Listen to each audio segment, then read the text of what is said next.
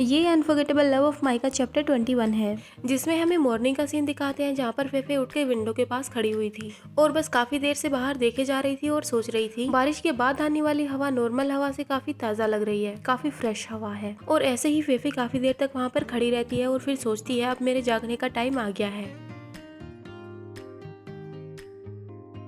दूसरी ओर हमें dining room दिखाते हैं जहाँ पर लू बैठा हुआ था। लू भी वहाँ पर काफी देर से बैठा बैठा फेफे के बारे में सोच रहा था और तभी वहाँ पर फेफे आ जाती है और लू से कहती है, बेवकूफ आदमी, मैं तुमसे कुछ बात करना चाहती हूँ। तो लू फेफे से कहता है, मुझे पता है तुम क्या कहना चाहती हो, तुम ब्रेकफास्ट के बाद मुझसे बात करना। लेकिन फेफे तभी बोलने लगती है और कहती है, क्या आप चैंग्यू की फैमिली को जाने दे सकते हैं?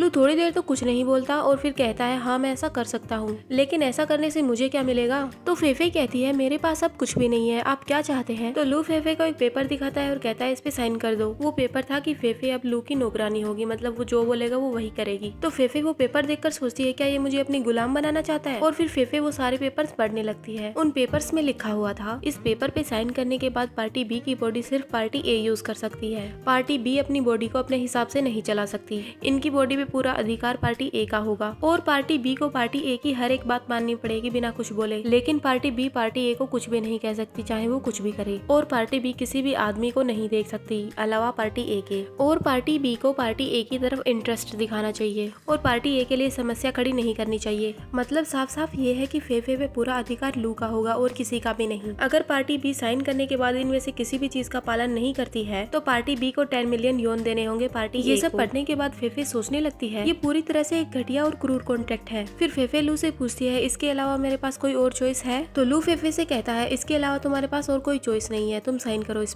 पे साइन करने के बाद सिर्फ तुम बदलने वाली हो, लेकिन मैं पहले जैसा ही रहूंगा। तो फेफे लू को मन ही मन गालियां दी जा रही थी और सोच रही थी, अगर मैं सचमुच इस पे साइन कर दूं तो मैं फ्यूचर में इसकी पिग बन जाऊंगी, मतलब मुझे ये एक जानवर की तरह रखेगा। और फिर फेफे सोचती है कि मुझे क्या करना चाहिए और थोड़ी देर के लिए फेफे कुछ भी नहीं बोलती। काफी देर से फेफे बस सोचे ही जा रही थी। तो लू उससे कहता है, मैं तुम्हें इस बारे में सोचने के लिए टाइम दे सकता हूँ, लेकिन एक बात मैं पहले ही क्लियर कर देना चाहता हूँ, तुम ज्यादा टाइम मत लेना, चैंग्यू की फैमिली ज्यादा इंतजार नहीं कर पाएगी, वो काफी मुसीबत में है। और फिर लू वहाँ से जाने लगता है तो फेफे लू की शर्ट पीछे से पकड़ लेती है। तो लू कहता है, तुमने इस बारे में इतनी जल्दी सोच लिया? फिर फेफे लू से कहती है, क्या मैं इसमें कुछ और कंडीशंस जोड़ सकती हूँ? तो लू फेफे से कहता है, हाँ कहो, मैं इस बारे में सोच सकता हूँ, लेकिन तुम बस इसमें 3 ही कंडीशन जोड़ सकती हो। फिर फेफे लू को अपनी शर्तें बताती है, अगर मेरी डिग्निटी को कोई भी खतरा है, मतलब गरिमा, और अगर कुछ ऐसा है जो मैं नहीं कर सकती और ना ही करना चाहती हूँ तो मैं उस चीज को मना कर सकती हूँ और मुझे ना कहने का अधिकार होगा और आपको भी मेरा सम्मान करना होगा। तो लू कहता है, हाँ ठीक है, फाइन।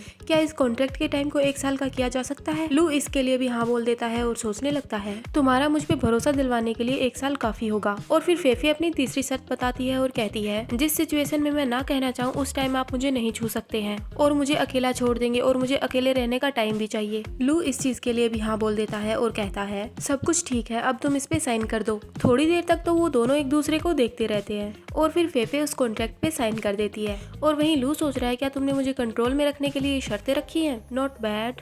और फिर लू उस कॉन्ट्रैक्ट को उठाता है और फेफे को दिखाते हुए कहता है, अब से तुम मेरी हो।